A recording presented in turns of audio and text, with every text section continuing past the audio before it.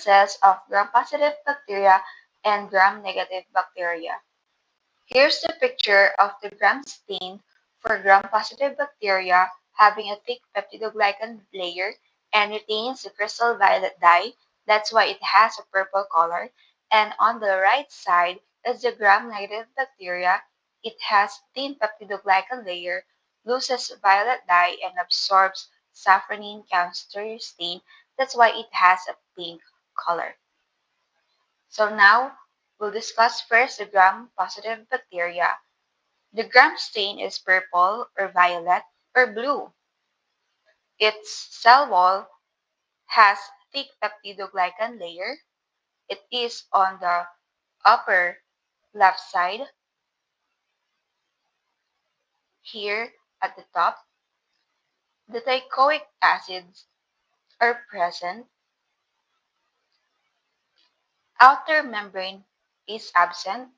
Periplasmic space is in a blue-green color, is actually absent or minimal. The toxins releases are exotoxins. And now, for the gram-negative bacteria, the gram stain is either red or pink.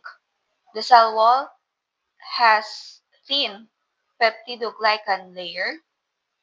The outer membrane at the lower side of the bacteria is present, which is composed of lipopolysaccharides. The teichoic acids are absent. Periplasmic space is present here. Actually, it has two.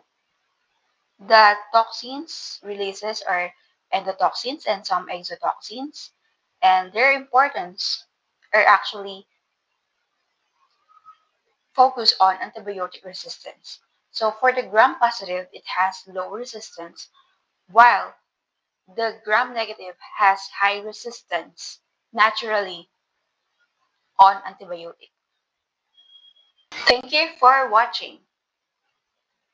If you like this video, please hit the like button and please don't forget to subscribe on our YouTube channel, and below are our social media accounts. Please follow us, and if you want to call up or inquire more, please email me at joybis2024@gmail.com, and on the right side are my Lazada and Shopee accounts.